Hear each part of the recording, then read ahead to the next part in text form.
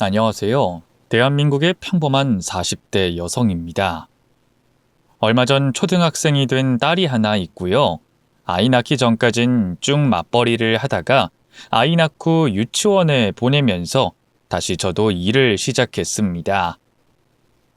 아직 어린 아이라 바쁘고 정신없는 건 여전하지만 그대로 집에 있게 되면 뭔가 처지는 느낌이 나서 다니게 된 거죠.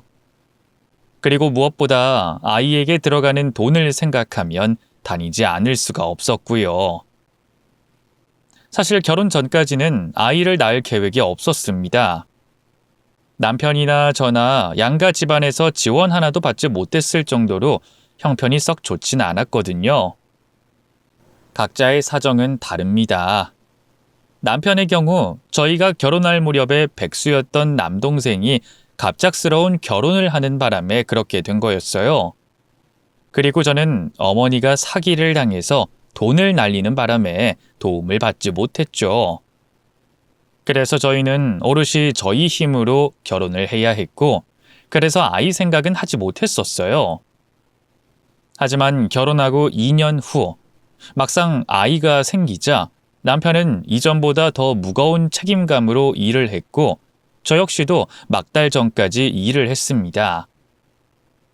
우리 부부의 생각과 가치관은 같았어요. 가난을 내 대해서는 확실하게 끊어버리자 였으니까 말입니다. 다행히 그 노력은 인정받게 됐어요. 특히나 남편의 경우에는 결혼 3년 차에 더 좋은 조건으로 이직까지 했고 승진까지 했으니까 말입니다. 저는 연봉이 살짝 오르는데 그치긴 했지만 그거라도 다행이었고요. 그래서 우린 오히려 아이가 생기기 전보다 더 여유로워졌고 그 전에 불안감에 저축한 돈이 제법 많아졌죠. 그래서 우리 부부는 우리 아이에게 복덩이라고 부르곤 했습니다. 뭘 해도 딱히 운이라고 따르지 않았던 저희에게 생긴 희망이기도 했고요. 그런데 문제가 생기기 시작한 건 제가 막 재취업을 하고 아이를 유치원에 보내면서부터였습니다. 바로 동서가 저희 아이가 다니는 유치원이 일반적으로 다니는 병설 유치원이라는 것을 지적하더군요. 자신과 수준이 맞지 않다면서 말이죠. 형님, 진짜 병설 유치원에 보내실 생각은 아니죠? 애들 교육이 얼마나 중요한데요. 그냥 집이랑 가깝고 등하원 시키기 좋기도 해서 그리고 거기도 꽤 괜찮아. 이래서 안 된다니까. 형님이 교육 혜택을 거의 못 받으셔서 모르는 모양인데 한 반에 선생님 1명 고작 있는데 애들은 20명, 많은 곳은 30명도 넣는 곳이 병설이거든요. 그럼 어떨 것 같으세요? 사회성이 길러지겠지? 그러려고 보내는 거니까. 사회성? 진짜 말문이 막힌다는 게 이런 느낌이구나. 제대로 케어가 안 될 거라는 생각은 안 드시나 봐요. 선생님 1명의 애들이 그렇게 많은데 당연히 그냥 다 넘어가죠. 거기다가 솔직히 까놓고 내 애도 아니고 누구 하나하나 정성 들여서 봐주겠어요? 그냥 방치하는 거지. 너무 그렇게만 생각하지 마. 요즘 시대가 어느 땐데. 그리고 뉴스에서 접하는 사건들은 그냥 일부일 뿐이야. 방치라니 그분들도 꽤 신경 쓰실 거야. 체력이 되겠어요? 인간적으로 엄마도 애 하나 보는 게 힘들어서 벅찬데 선생님들이 무슨 무적도 아니고. 그니까 사립으로 보내시는 게 맞죠. 아니면 저희처럼 영어 유치원 보내시든가요. 저희 애는 어릴 때부터 잡아주려고 하거든요. 영어 유치원? 거기 굉장히 비싸다고 하던데. 그리고 들어가는 것도 어렵고. 그렇죠.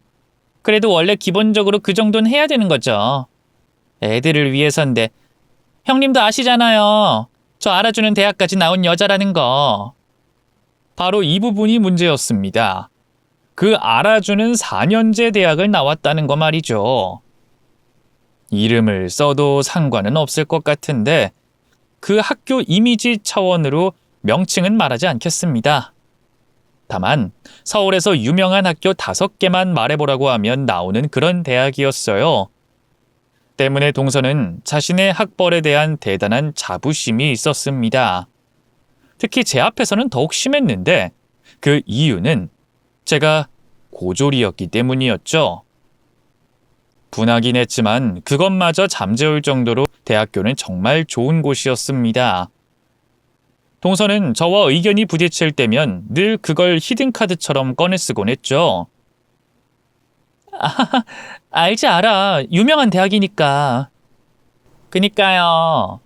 교육에 관해서는 형님보단 제가 우위에 있지 않겠어요? 누가 저 잘 되자고 그래요? 수준이라는 게 있잖아요. 애들이 동갑이라서 잘하면 앞으로도 쭉 볼 텐데 유치원부터 이렇게 수준 차이가 나면 저희가 곤란하죠. 더구나 형님이신데. 수준? 꼭 그렇게까지 해야 해? 난 우리 애한테 억지로 뭘 강요하고 싶지 않아.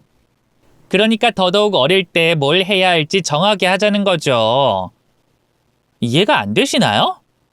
왜 우리나라 엄마들이 조기 교육에 열을 올리겠어요? 당연히 조기 교육이 가장 효과가 좋기 때문이에요.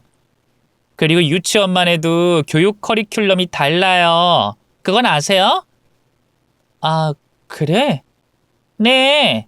이 경험하는 폭이 아예 다르단 말이죠. 저희 애는 무조건 영어 유치원. 거기서 떨어지면 그 다음엔 사립이에요. 병설? 거기 보낼 거면 제가 홈스쿨링 하는 게 훨씬 좋죠. 나도 생각은 해볼게. 형님 재취업하셔서 돈 버시는 거 애를 위해서 버는 거라면서요. 근데 돈 아깝다 그러지 마시고 제발 보내세요. 네?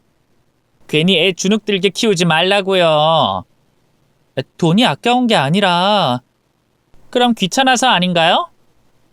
일단 제 말 들어보고 판단하시라니까요. 가깝다고 여기 보내고 멀다고 안 보내고 아이를 위한 게 뭐가 있어요? 머리가 좋아서 그런지 묘한 설득력이 있었습니다. 동서가 말하는 걸 들으면 저는 마치 무심하고 멍청한 엄마처럼 느껴지곤 했어요. 제 의도는 분명 그런 게 아니었습니다. 좋은 곳도 좋지만 집 근처라서 안심이 되고 동네 친구들을 많이 만들어주면 좋겠다는 생각이었어요. 그런데 동서의 말을 듣고 나니 돈이 아까워서 딸의 미래도 방치해 놓은 그런 엄마인가 자괴감이 들기까지 했죠. 하지만 남편의 반응은 딱히 좋지 않았습니다. 사립? 나야 어딜 가도 상관은 없는데. 관심이 없어서 그런 건 아니고?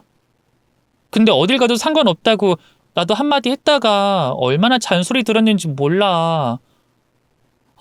머리가 정말 터질 것 같아. 아니 근데 재수 씨는 꼭 그렇게까지 애를 영어 유치원에 보내겠다는 거야? 돈이 상당할 텐데. 주변 사람 말만 들어봐도 그저 그런 차이가 아니라고 들었어. 자기가 교육은 그렇게 시키는 거다. 난 그렇게 자랐다. 그리고 만족한다면서 날 2시간이 넘게 설득했다니까? 듣고 있는데 그냥 집 앞에 10분 거리에 있는 곳에 보내려고 한 내가 우리 애를 마치 학대하는 기분이었어. 나도 좀 알아보고 유난도 좀 떨고 했어야 했는데 재취업 준비한다고 신경을 너무 많이 못 쓴 건 아닐까? 나 엄마 실격인가? 아이 실격은 무슨. 애 잘 키우려고 잘 다니던 회사까지 그만뒀었는데 그 정도면 최고지. 근데 자꾸만 양심에 찔리게 만들어. 생각해보면 애들은 이때부터 기억을 하잖아. 그럼 애 엄마가 더 옆에 있어줘야 하는 건가 이런 생각도 들고 사립은 보내는 게 맞을 것도 같고. 그런가? 아니 우린 그렇다고 쳐도 내 동생이 혼자 벌어서 그걸 감당하는 게 난 더 이해가 되지 않는데? 재수 씨는 취업할 계획도 없다고 했고. 그렇지. 무슨 원하는 대기업 그런 곳에서 자리가 나면 이끌어줄 선배들이 부른다고 했나?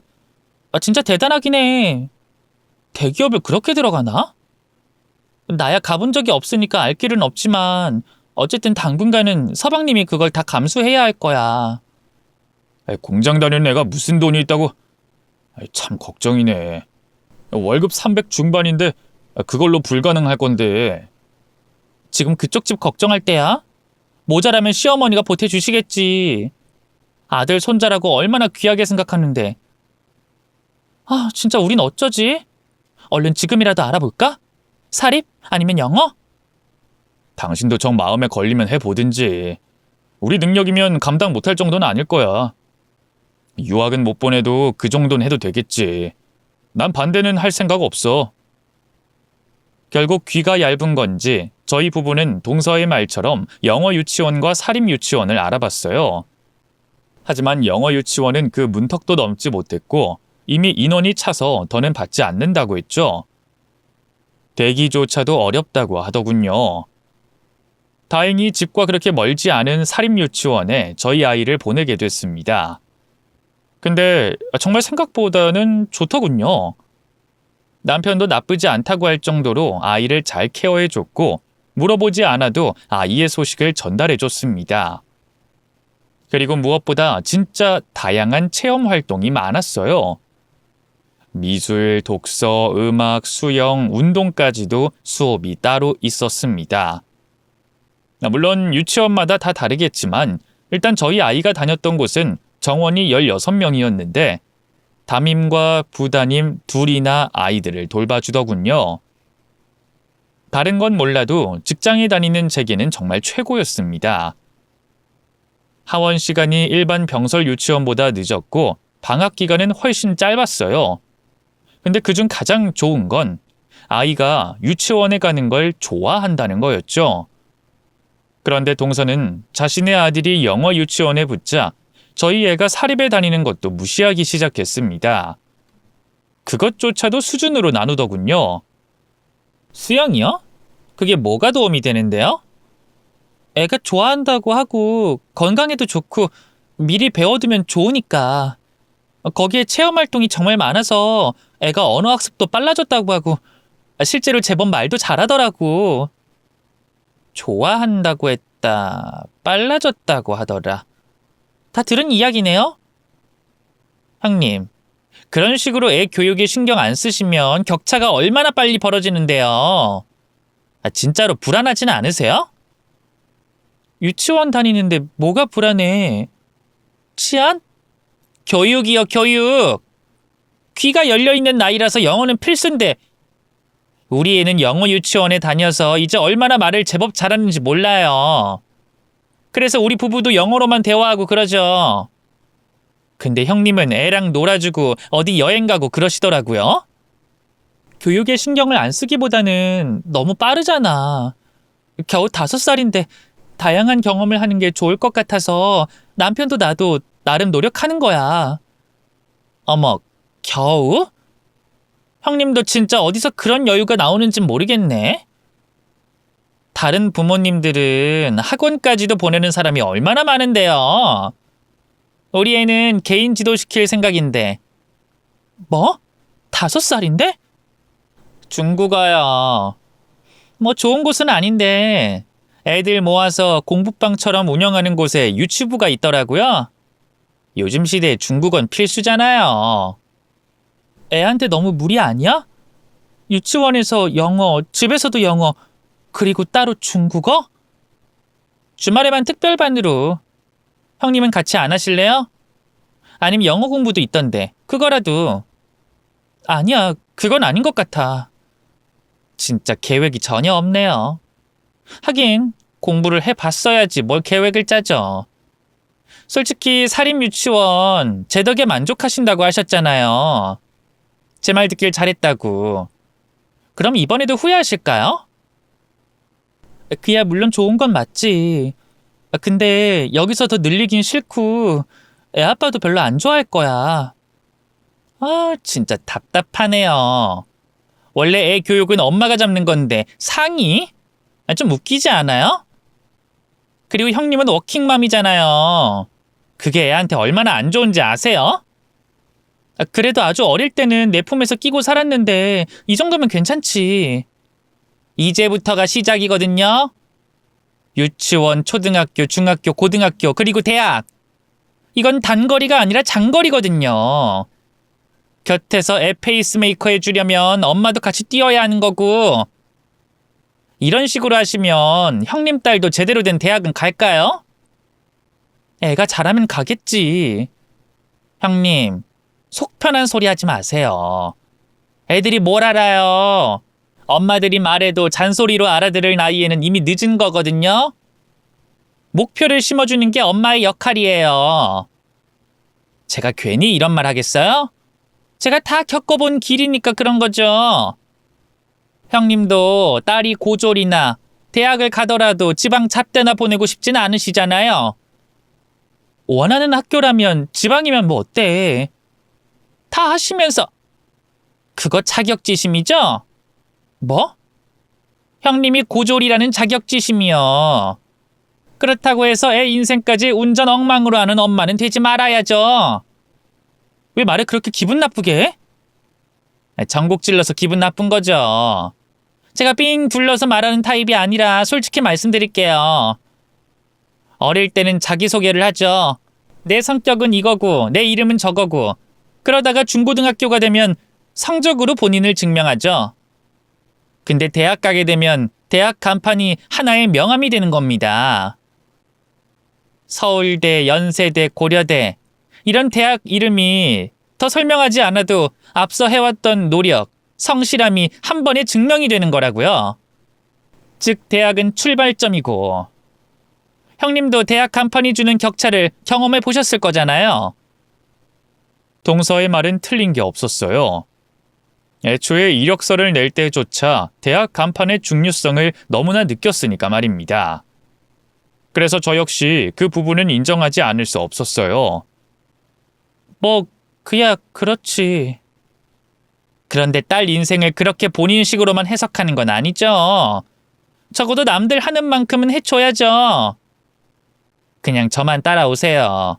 모르시면 그냥 저처럼 하시면 되잖아요. 남편은 그런 동서의 말을 전해 듣고 저와 비슷한 반응을 보였습니다. 처음엔 약간 짜증을 냈고 나중에는 어느 정도 인정했죠. 그래서 저희는 주말에 아이를 영어 교육만 받도록 시켰습니다. 그런데 저희 딸이 한 달 조금 넘게 다니다가 가기 싫다고 하더군요. 늘 주말마다 남편과 놀고 저와 요리를 했던 게 훨씬 좋다면서 말입니다. 딸의 의견을 우선시하는 저나 남편은 아이를 그만 다니게 하려고 했지만 동서는 반대했어요. 그러자 남편이 가서 동서와 한바탕 말싸움을 하고 돌아왔습니다. 당신이 왜 동서랑 말만 하고 나면 사람이 바뀌는지 알겠더라. 재수 씨 그렇게 안 봤는데 진짜 방문 판매하면 대박이 나겠어. 그렇게 말을 참... 그치? 기분 나쁘면서도 전곡을 콕콕 찔러서 너무 화가 난다니까? 내가 마치 돈 아까워서 그만두게 하려는 아빠처럼 만들더라. 내 말이 그거야. 그냥 난 가만히 있는데 자꾸 초조해지게 만드는 그런 말을 해. 심지어 설득력이 있어. 들어보면 끌려. 전생에 분명 약장수였을 거야. 그러네. 그래도 이번엔 그만둔다고 단단히 말해놨어. 앞으로는 그 근처에도 가지 마. 같이 있으면 휘둘려. 이러다가 진짜 애 잡는다고. 근데 좀 불안하지 않아? 다른 애들은 진짜 다 하나? 이런 생각도 들고 나중에 교육 잘 못 따라가서 애가 치무리할까봐 걱정도 되거든. 나도 그 생각이 들긴 했어. 어마무시한 말빨이더라. 근데 우리 애초에 애가 공부 잘해서 성공하길 바란 게 아니잖아. 우리가 우리 대에서 가난을 끊겠다고 생각은 했지만 그건 그렇지. 생각해보니 내가 아예 방향이 틀렸던 거구나. 나도 모르게 이상한 방향으로 갔었어. 그니까 우리 앞으로는 정신 똑바로 차리자고. 영어 유치원 보내고 각종 학원 억지로 애한테 시키는 거 하지 말고 그 돈으로 애가 뭔가 하고 싶은 게 생겼을 때 지원해주는 부모. 그게 더 멋지지 않아? 응, 엄청 멋져. 나도 그렇게 되면 좋겠어. 물론 우리 노후도 탄탄하게 설계하고. 그래, 그거면 되는 거지. 자식 공부시킨다고 등골 휘어서 나중에 늙은 우리 돌봐달라고 하는 게 더 짐이야. 그니까 우린 우리 방식대로 하자. 내가 어머님한테 말씀드려 놓을 테니까 집안 행사도 좀 피해서 가고 하자. 그게 과연 가능할까? 그건 좀 걱정이 되네. 피할 수 있다면 피했으면 되는 일이었습니다만 문제는 동서와 서방님이 시어머니 집에 얹혀 살고 있었기 때문에 계속해서 마주칠 수밖에 없었어요.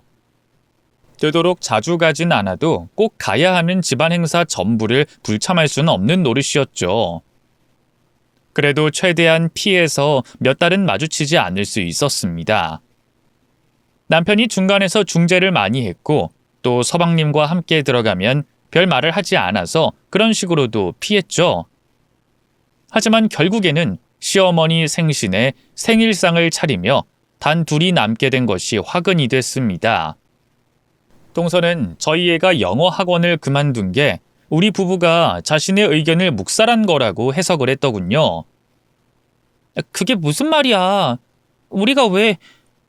그런 게 아니라 동서 의견을 들어봤는데 애가 너무 힘들어하기도 하고 우리 부부는 애를 그렇게까지 가르칠 생각이 없어서 그래.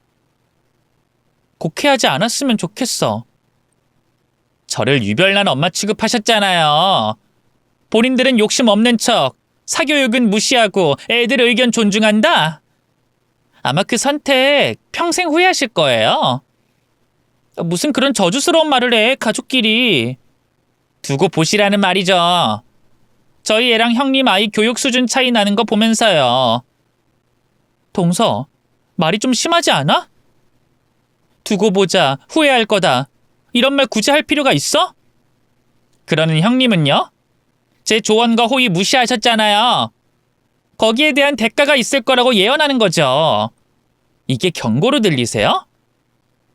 그래도 제가 형님보다 배우면 더 배웠지 덜 배운 것도 아니고 제 자식만 잘 되겠다고 숨긴 것도 아닌데 그렇게 몇 달 만에 포기?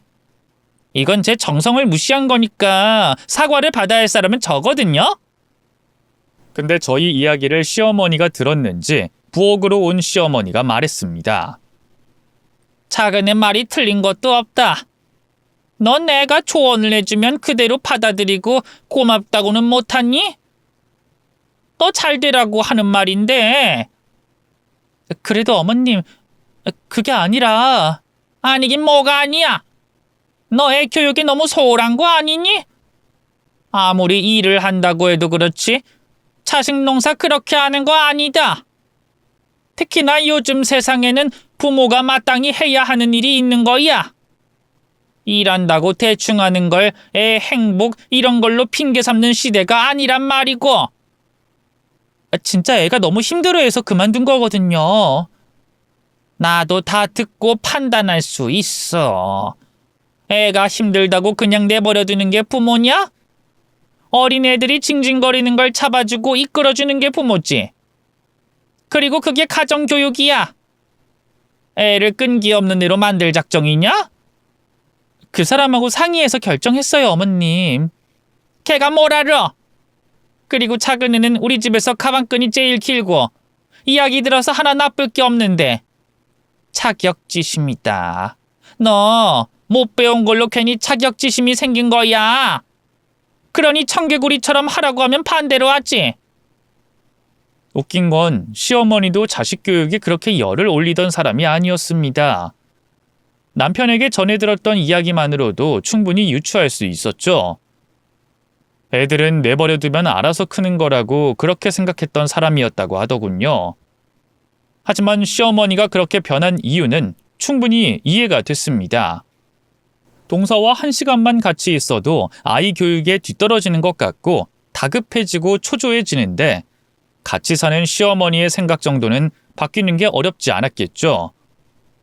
덕분에 저희 부부는 어머니 생신날 내내 잔소리를 들어야 했습니다. 저희 아이도 많이 주눅이 들었고요.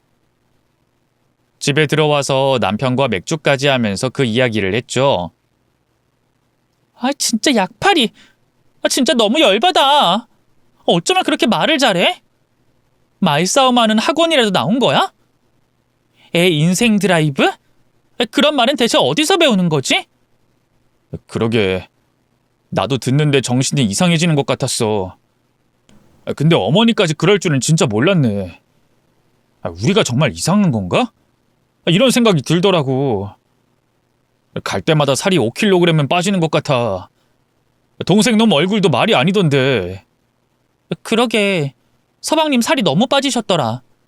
원래 풍채가 좀 있었는데 홀쭉해졌어. 고생할 거다. 동생 놈 혼자 버는데 영어 유치원? 웃기는 소리지. 월급의 반 이상을 애 교육에 쓴다는 말인데. 그래서 내가 제대로 뭐라고 했잖아. 이 정도면 며칠은 잠잠하겠지. 잘했어. 아주 속이 후련했어. 그날 식사 도중에 내내 저희 부부가 아이에게 관심이 없다면서 잔소리를 할 때 참고 있던 남편이 동서에게 한마디 했거든요. 그렇게 좋은 대학 나와서 뭐하냐고. 동생 혼자 벌어서 앞으로 사교육비를 어떻게 감당할 수 있겠냐 물었죠. 그러자 귀까지 빨갛게 돼서 헛소리를 늘어놓는데 속이 시원해졌습니다. 곁에 있던 서방님도 웃음을 참는 게 보였고요. 그랬더니 자긴 대기업에 들어갈 예정이라면서 큰 소리를 쳤고 그걸로 대충 상황이 정리됐습니다. 계속 동서 편을 들던 시어머니도 작은 아들이 혼자 벌어서 힘들다는 걸 강조했더니 저희 편으로 돌아서서 취업하라고 하시기까지 했죠. 덕분에 애 드라이브에 온 힘을 쏟아야 된다는 동서의 논리는 더는 통하지 않게 된 겁니다. 당신도 앞으로 또 그런 말 들으면 취업하라고 압박해. 진짜 취업 제대로 하면 그때부터는 애 교육이니 뭐니 정신 없어서 말도 못 꺼낼걸? 등 따시고 배부르니까 그러는 거야. 심지어 유치원 가서 교육 제대로 하는지 뒤져보고 난리도 아니라고 들었어. 내 집 식구지만 그렇게까지 하는 이유를 모르겠다고. 근데 그것도 문제다. 뭐 갑질하는 거? 아니, 취업 말이야. 그게 왜? 취업하면 내 동생은 편하지. 그리고 당신한테 떠들 시간도 없을 거야. 대기업이 진짜 일이 힘들다고 들었어.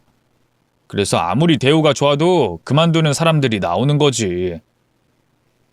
좋은 대학 출신이라는 걸로도 사람을 이렇게 무시하고 으스대는데 진짜 대기업 들어가면 나를 얼마나 무시하겠냐고.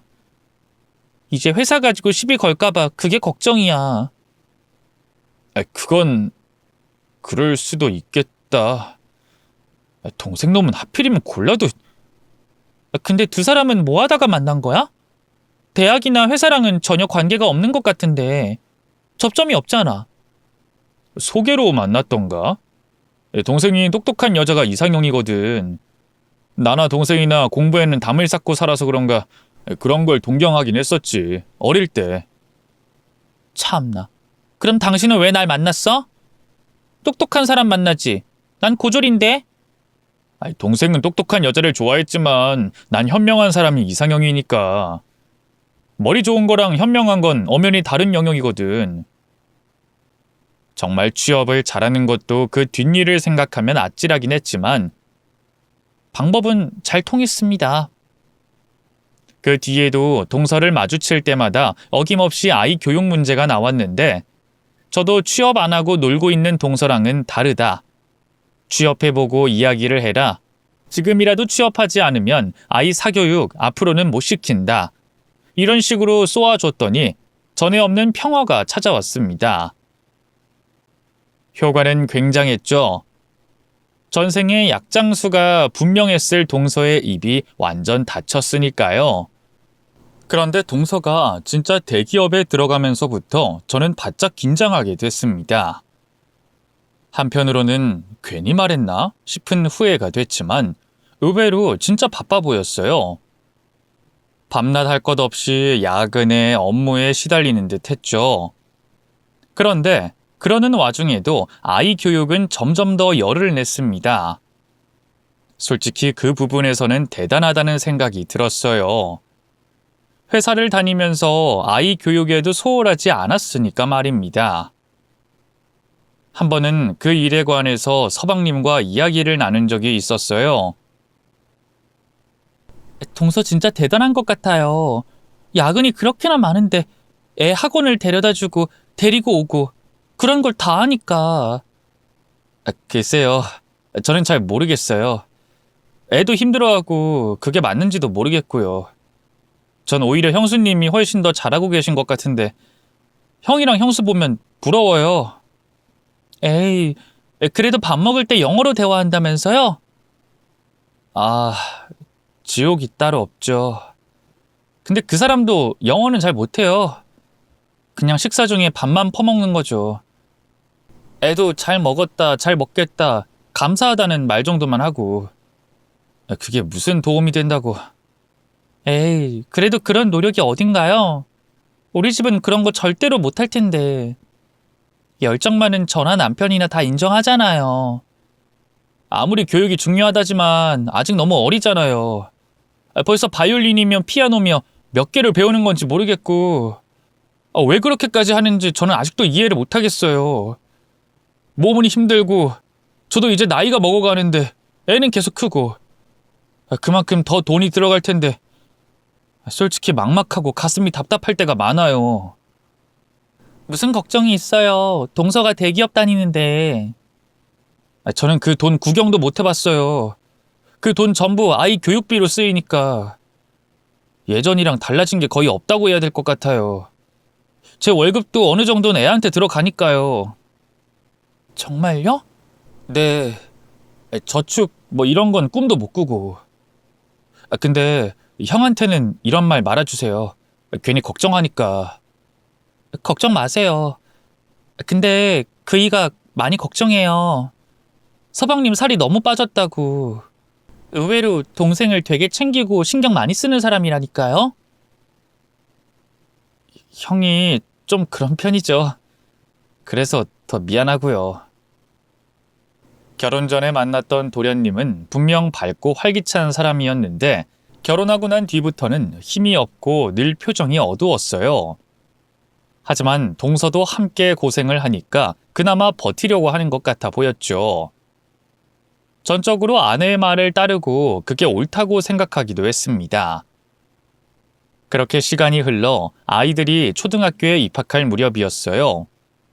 그땐 저 역시도 어느 정도는 아이 교육에 신경 써야겠다는 생각으로 여기저기 묻고 직접 가보고 결정을 내리게 됐죠. 아무 유치원이나 넣으려고 했던 지난날과는 확연히 달랐습니다. 당신 누구 닮아가? 사립? 사립 초등학교를 보낸다고? 갑자기 왜? 생각보다 좋아. 가격은 좀 비싸긴 하지만 그래도 여기가 애가 교육받긴 좋은 것 같아. 여보, 우리까지 그러지 말자. 앞으로 중학교, 고등학교 난관이 얼마나 많은데. 나 솔직히 무서워지려고 한다. 사교육에 열 올리는 건 집안에 한 명이면 되지 않을까? 욕심이야. 욕심 이런 거 아니고 그냥 애가 좋아하는 게 많아. 수영장도 있고 배울 수 있는 게 많아서 선택한 거야. 절대 뭘 억지로 가르칠 생각도 없고 그냥 다양한 경험을 하면 좋잖아. 시설도 보니까 굉장히 깨끗하고 내가 찍어온 게 있는데 한번 봐봐. 저는 학교 사진을 보여주면서 남편에게 설명했어요. 그러자 남편도 고개를 끄덕였습니다. 무엇보다 집과 가깝기도 하고 유치원을 같이 다녔던 친구들과도 함께 갈 가능성도 높았죠. 그리고 우리가 그간 꾸준히 일을 해왔기에 그렇게 부담스러운 가격도 아니었습니다. 결국 우린 그렇게 결정을 했고 아이도 굉장히 좋아했죠. 그런데 가장 이해할 것 같은 사람이 반대를 했습니다. 오랜만에 동서 그리고 저희 식구들이 함께 외식을 하고 있을 때였어요. 그날은 동서의 생일이었는데 시조카는 학원, 서방님도 야근 때문에 늦어 저희끼리 먼저 만나 식사를 한 거였죠. 근데 이야기 도중 저희 아이를 사립학교에 보낸다고 했더니 동서가 반색을 했습니다. 거기 경쟁률이 꽤 될 텐데요. 굳이 거길 왜 보내세요? 응? 그냥 우린 아이가 좋아하는 게 있고 그런 학교에 보내려고 한 거야.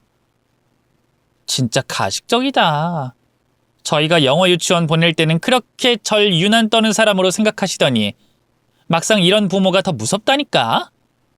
결국엔 이런 식으로 애 교육에 열 올리는 거죠. 세상에서 난 애 행복이 가장 우선이야. 이렇게 말하는 사람들이 더 심하고요. 우린 진짜 그런 게 아니야. 그리고 동서가 조언해줬던 것도 나쁘지 않았고. 사립 유치원 보낸 거 우린 감사하게 생각해. 덕분에 애가 그림에도 소질이 있다는 걸 알게 됐고 수영도 얼마나 좋아하는지 진짜로 난 고맙게 생각해. 그리고 사립학교 택한 것도 수영장 때문이었어. 남편도 어색하게 웃으면서 거들었습니다. 네, 맞아요. 재수 씨 덕에 저희 딸이 진짜 좋아했어요. 그리고 이번 결정은 제가 내린 거고요. 돈이야 좀 들긴 해도 그렇게 큰 차이는 없고 뭐 아이 친구들도 꽤 많이 간다고 해서 안심도 되고요. 집에서 멀지도 않아서 편해요. 저희 회사 가는 길에 내려줘도 될 것 같고. 핑계가 진짜 길다. 저희 남편도 그렇고 형님도 그렇고 제가 유난이다 이렇게 생각하셨잖아요. 그리고 사립? 꼭 안 가도 되잖아요. 수준 차이도 굉장히 날 텐데 수영장 때문에 그 학교? 진짜 교육을 무시해도 정도가 있지. 동서는 또 말을 그렇게 한다? 우리 애도 거기 보낼 생각이거든요. 근데 좀 그렇잖아요. 저는 형님네는 당연히 일반 학교로 갈 줄 알았는데 이렇게 되면 또 제가 신경 써야 되는 게 느는 거고 그냥 거기는 포기하세요. 다른 학교 많잖아요. 우린 벌써 결정했고 아이도 알고 있어서 결과 기다려볼 참이야. 그쪽에 우리 영어 유치원 보낸 학부모가 몇이나 가는 줄 알아요? 괜히 애 거기 갔다가 주눅 들고 수준 차이 나서 교육 제대로 못 따라잡으면 어쩌시려고요? 동서는 우리 애를 뭘 어떻게 보기에 그런 말을 하는 거야? 우리 애가 공부하는 걸 봤어? 아니면 직접 가르쳐 보기랬어? 매번 못 따라잡는다는 식으로 말하는 게 조언이야? 좋게 받아들이면 조언이고 좋지 않게 받아들이면 잔소리 아닌가요? 그냥 좋게 받아들이세요. 저는 단지 걱정이 되는 거고 자기 자식 교육 수준이 안 나오는데 개나 소나 다 사립 보내고 욕심들만 넘치니까. 분수를 좀 알지. 동서! 지금 말 다 했어?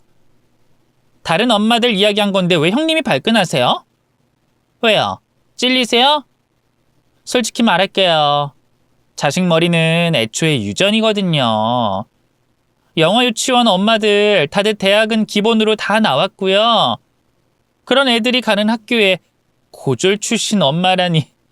나중에 모임이라도 가지면 솔직히 좀 그렇잖아요. 같은 식구라서 저랑 싸잡는 것도 싫을 것 같고. 진짜 기가 막히네 동서?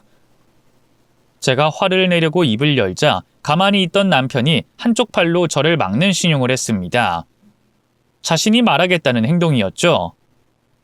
재수 씨, 저희 아내한테 당장 사과해요.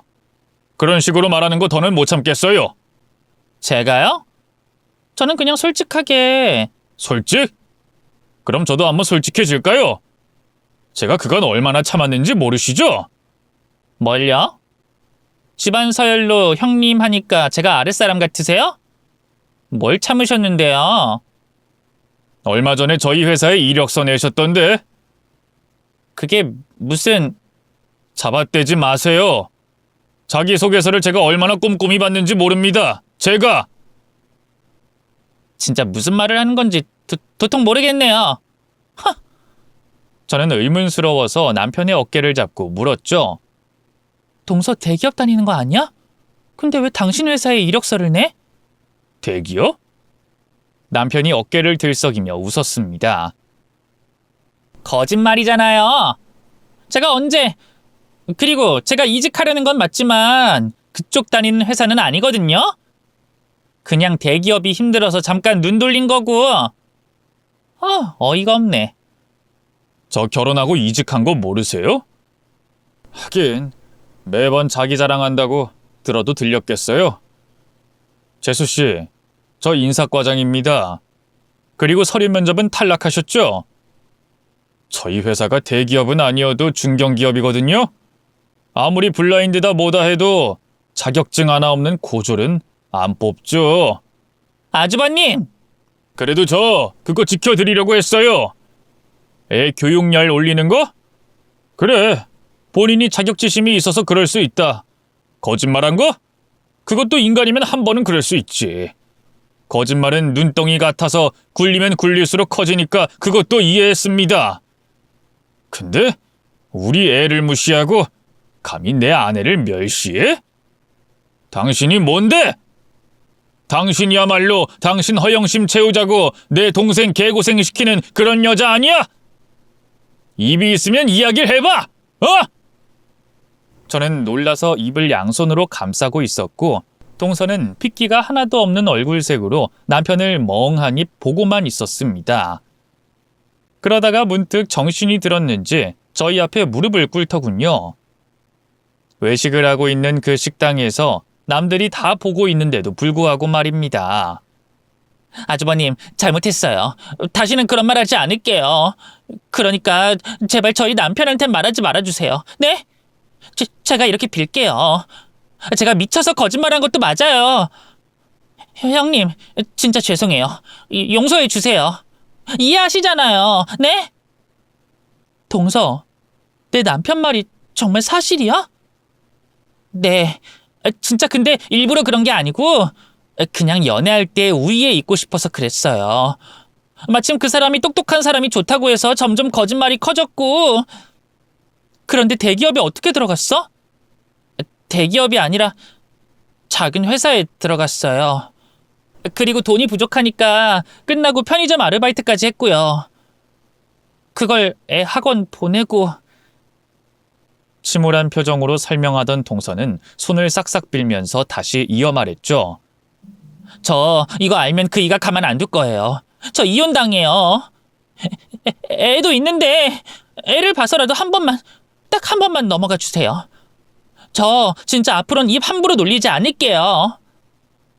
하지만 이미 때는 늦었습니다. 일이 끝나고 아이를 데리고 들어온 서방님이 뒤에 서 있었거든요. 정신이 팔려 동서는 눈치채지 못했지만 서방님은 거짓말을 했다는 부분부터 듣고 있었죠. 뭔가 혼란스러운 듯이 서방님은 밖으로 아이를 데리고 빠져나갔고 그걸 본 동서도 뒤를 따라 나갔습니다. 우리도 무슨 일이 날까봐 얼른 계산하고 뒤를 따랐죠. 식당 근처의 작은 공원에서 이미 둘은 언성을 높이고 있었습니다. 저는 얼른 가서 시조카를 데리고 왔어요.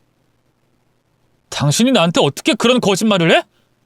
내가 결혼하고 주말 하루도 제대로 못 쉬었는데 오직 당신 말만 믿고 내가! 당신이 이러니까 내가 거짓말했어. 내가 대학 안 나왔다고 하면 내 말 들어줬을 것 같아? 그냥 넘겼을 거잖아. 날 무시했을 거잖아. 그래서 거짓말하고 넌 날 무시했니? 내 의견 다 묵살하고 힘들다는 건 외면하고! 그냥 딱 하나의 거짓말일 뿐이야. 딱 하나야. 부부 사이에 그 정도도 이해 못해? 그 딱 하나가 지난 우리 결혼 생활 자체를 변화시켰어. 애는 밤새 울고 당신은 밤새 날 쪼고 이게 무슨 결혼이야? 몰랐을 때는 견딜만 했는데 이제 내가 대학 안 나온 거, 대기업 안 다니는 거 알았다고 이렇게 입장 바꾸는 거 치사한 거야. 당신이 날 이렇게 만든 거라고. 미안하다는 말이 먼저여야지. 그리고 나 당신이 대학을 나오든 안 나오든 대기업이든 아니든 상관없이 힘들었어. 이혼 준비하고 있었다고. 서방님은 자신의 품속에서 구깃구깃한 종이를 내밀어 바닥에 던졌습니다. 이혼 서류였죠. 나랑 헤어지겠다는 거야? 그래, 오늘 애랑 이야기했어. 어린아이지. 하지만 가족이니까 상의해야 한다고 생각했어. 우리 애는 나랑 살고 싶다고 했어. 그건 안 돼. 애가 결정한 거야. 당신이 너무 무섭다고 싫다고 하더라. 솔직히 우리 애 당신이 학원 보내는 거 다 따라잡지도 못하잖아. 노력하면 다 되니까. 충분히 나라면 할 수 있어. 근데 당신은 못해. 당신 자격지심을 애로 채우려고 하지 마. 그냥 인정하고 받아들여. 우리 애 ADHD야. 내가 알아보니까 무작정 애를 잡아서 교육시키고 훈육할 게 아니라 치료받아야 되는 거라더라. 당신 교육 방식은 완전히 잘못된 거라고. 난 잘못되지 않았어. 내가 무조건 아이 데리고 갈 거야. 이혼? 내가 뭘 잘못했어? 그깟 거짓말 좀 했다고 이혼? 절대 안 해. 동서는 자신의 잘못이 없다고 소리를 꽥꽥 지르다가 씩씩거리며 돌아가 버렸습니다. 그리고 서방님은 그 자리에 주저앉아 엉엉 울기 시작했죠. 시조카도 울면서 아빠를 달랬고 저희 남편이 동생을 위로해줬습니다. 이 정도로 네가 힘들어할 줄 몰랐다. 왜 진즉에 말하지 않았냐고 말이에요. 그러자 서방님이 말했습니다. 내 허영심이었어. 아내도 시작은 그랬겠지. 그런데 어느새 나도 그러고 있더라고. 결혼한다고 눈 돌아서 형 결혼식 비용까지 가로채서 한 결혼, 누구보다 행복해지고 싶었어. 야, 그게 8년, 9년 전 일인데 아직도 그래? 모르겠어.